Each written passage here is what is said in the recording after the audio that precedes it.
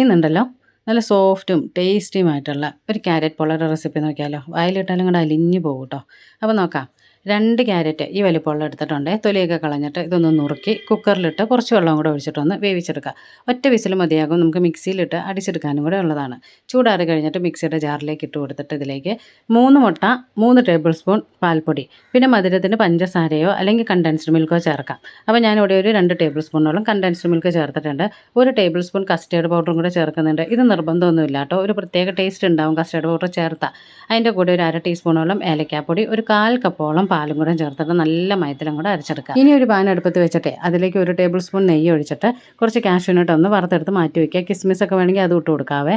അത് മാറ്റി വെച്ചതിന് ശേഷം ആ ഒരു നെയ്യിലേക്ക് തന്നെ ഈ ഒരു ക്യാരറ്റിൻ്റെ മിക്സ് ഒഴിച്ചിട്ട് മൂടി വെച്ചിട്ട് ഏറ്റവും കുറഞ്ഞ ഫ്ലെയിമിലിട്ടിട്ട് ഒരു 10 മിനിറ്റ് കഴിയുമ്പോഴത്തേക്കും അത് ഓപ്പൺ ആക്കിയിട്ട് അതിലേക്ക് നമ്മൾ വറുത്ത് വെച്ചിട്ടുള്ള ആ ഒരു അണ്ടിപ്പരിപ്പൊക്കെ വെച്ച് കൊടുക്കുക. എന്നിട്ട് വീണ്ടും മൂടി വെച്ചിട്ട് ഒരു 15 മിനിറ്റും കൂടെ ഇങ്ങോട്ട് കുക്ക് ചെയ്ത് എടുത്തിട്ടുണ്ടെങ്കിൽ ഉണ്ടല്ലോ നല്ല കിടിലൻ ടേസ്റ്റിലുള്ള ക്യാരറ്റ് പോള കിട്ടും.